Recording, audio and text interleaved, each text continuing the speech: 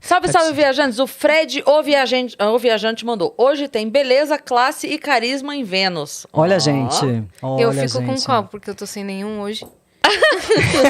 Tadinha! Eu fiquei com qual? Mas tá vindo já, gente. É só o siso. Amanhã eu tô melhor. Amanhã eu tô melhor. Ai, meu Deus. Falou, amei. Fiz jornalismo e não terminei. Nos laboratórios, sempre focavam na imparcialidade e a linha editorial, que é importante no meio. No BDSP1, é isso? Uhum. Ah, tá. BDSP? Bom dia, São Paulo. Vi que você tinha a liberdade de expor o que sentia, mas sem tomar posicionamento e faz com fluidez. Ele continuou. O que acha de pessoas que não são imparciais, ainda mais nesse cenário competitivo que estamos hoje, se tratando até mesmo de política? Você acredita que o jornalismo deveria ter código para ser considerado profissão? Área que sofre preconceito onde, abre aspas, qualquer um pode ser jornalista, fecha aspas. Beijos, meninas. Boa. Como ele chama? Fred. Fred, beijo grande. Obrigada pela participação. Fico muito feliz, assim, com a sua análise também em relação ao meu trabalho. É importante mesmo. Eu sempre tentei fazer isso. Dar uma opinião sem muita parcialidade. Por quê? Eu não sou comentarista. A função que eu exercia naquele programa era de apresentadora, então eu não tinha o aval, a chancela de comentar efetivamente, colocar a minha opinião. É diferente. Quando você e aí você me pergunta sobre o que você acha da imparcialidade nesses tempos, depende da função que você está exercendo, porque o jornalismo ele tem nuances, né? A gente pode fazê-lo, a gente se forma jornalista e a gente tem várias funções ali. Quando você é um editorialista, quando você é um articulista, quando você é um comentarista, a sua liberdade de expressão e de opinião, a liberdade de expressão todos nós temos, vou corrigir. Sua liberdade de opinar e de ter um posicionamento específico sobre todo e qualquer assunto, ela está lá. Porque aquilo está assinado em contrato. Você tem aquele... Se você trabalha para uma empresa, né? Você pode ter um site, um veículo próprio, um canal próprio, ou que você também exponha. O que isso acarreta, você ter essa liberdade de falar o que você pensa enquanto jornalista, e para qualquer pessoa, enfim, você tem que ter uma responsabilidade muito maior enquanto você é jornalista, porque você tem a noção plena da sua responsabilidade, do que pode gerar legalmente, civilmente, e de saber o que você está passando ali, ele tem impacto nas pessoas. Porque as pessoas, o mundo ideal era que todo mundo escutasse uma opinião favorável a uma coisa, uma opinião contrária, e a partir disso formasse a sua própria opinião. Acho que eu concordo, acho que eu discordo, com base nisso, que eu aprendi, que eu tenho como minha carga subjetiva. Com que eu ou discordo trago. de ambos ou concordo com ambos. Ou discordo totalmente, ou eu tenho uma outra opinião, enfim. Porque o grande crescimento da sociedade é essa discussão. Então, até que eu sempre gosto, a coisa que eu mais gosto de ler em jornais e de ver são os artigos de opinião, são as opiniões. Porque são pontos de vista. E aí você começa a enxergar coisas diferentes. E você passa a fazer esse exercício. Não concordo com isso aqui. Concordei com isso, não concordo com isso por causa disso. E aí você desenvolve um raciocínio que faz você, enquanto pessoa, evoluir. Aquela busca da evolução em todos os sentidos. E faz a sociedade também evoluir. O grande mistério disso é você fazer isso respeitando a opinião do outro com a qual você discorda totalmente. Porque esse é o grande sentido e a grande função de uma democracia. Graças a Deus nós vivemos numa. O que ocorre hoje, que ele citou, é que há eu acho que os ânimos, de uma forma geral, estão muito exaltados. Não é só no Brasil, é no mundo todo. A gente viu isso em tantos outros lugares com debate político. A gente teve agora na Itália, eleição, a gente está vendo manifestações na França. Enfim, a gente está vendo a situação da Rússia e da Hungria, da Ucrânia. Hungria, que eu falei do Viktor Orbán, que tá louca, já misturei tudo. A gente está vendo o mundo, como está de uma forma geral, menos tolerante. Menos tolerante. É exatamente isso. E aqui no Brasil também. Eu acho que a gente tem que fazer o exercício de, tá bom, eu não concordo com você. Mas tudo bem você ter a sua opinião. E eu acho que o que vale também para as eleições, as pessoas falam muito, eu não gosto de ter esse posicionamento político, porque eu acho que assim, eu tenho meu posicionamento político, eu faço a minha análise em casa, e eu concordo com algumas coisas, eu não concordo 100% com nenhum dos candidatos que estavam postos, por exemplo. Eu concordei mais com um, sabe, assim, e não tem ninguém que vai ser 100% o que você pensa integralmente. Sim. Porque é impossível ter alguém 100% seja o que você pensa integralmente. Sim. E eu acho legal que você acredite numa outra coisa, que você acredite numa outra coisa. Isso é bom, isso é saudável. Sim.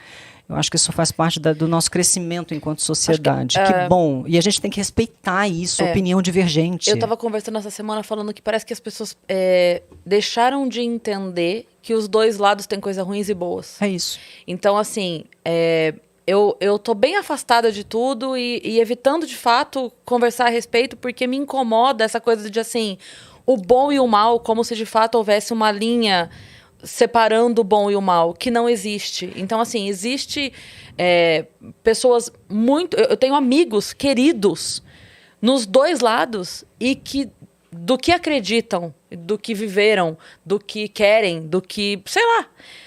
Diante da sua bondade, que eu sei que eles têm, porque eu tenho amigos Sim. bondosos e queridos de ambos os lados, e acreditam nisso ou naquilo. Sim. E, da mesma forma... tem filha da puta dos dois lados. Que em nome disso aqui faz merda e tem gente que em nome disso aqui faz merda. E aí, só me incomoda essa coisa de assim...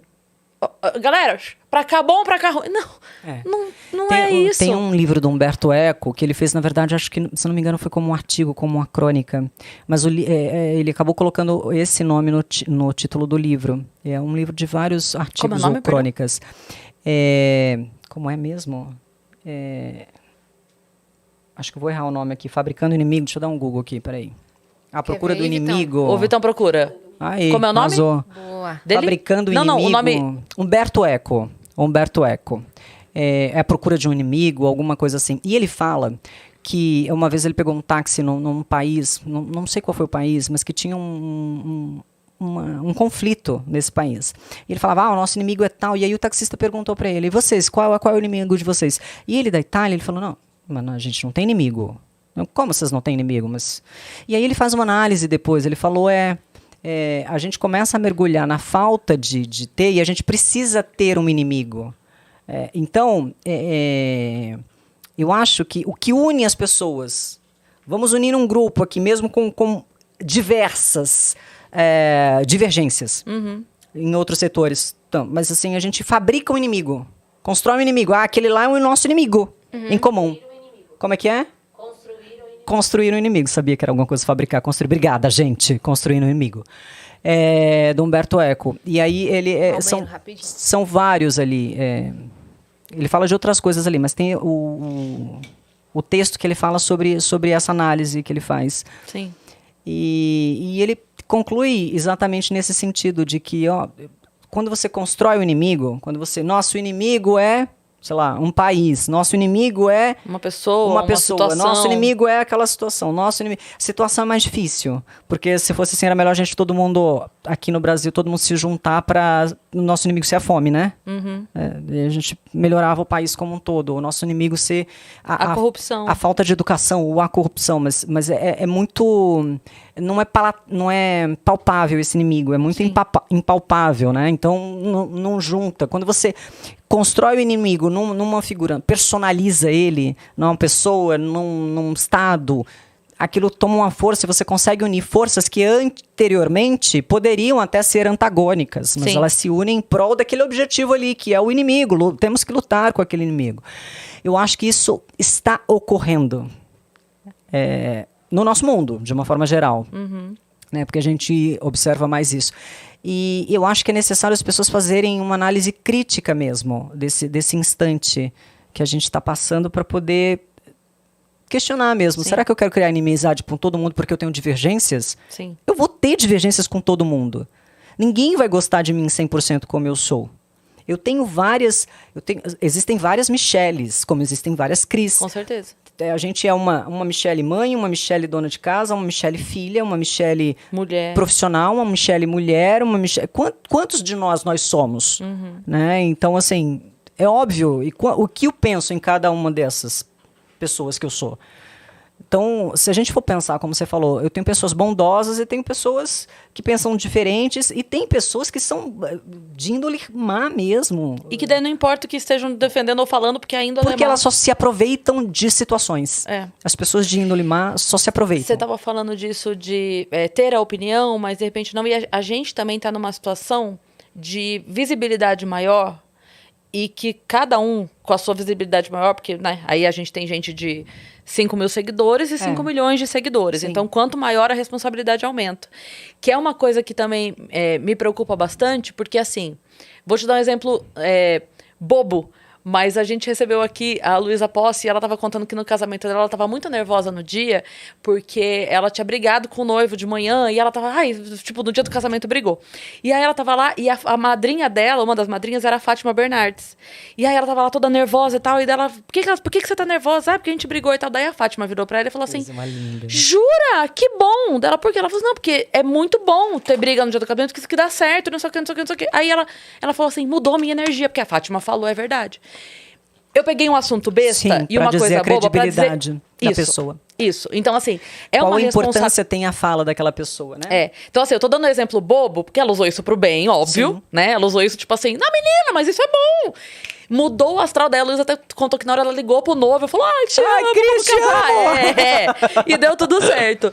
Mas assim, o que eu quero dizer é, a força que tem a fala de uma pessoa que pode influenciar pro bem e pro mal, ela usou pro bem, mas que pode, uma fala de uma pessoa assim, grande, influenciar negativamente, falar uma coisa, sabe?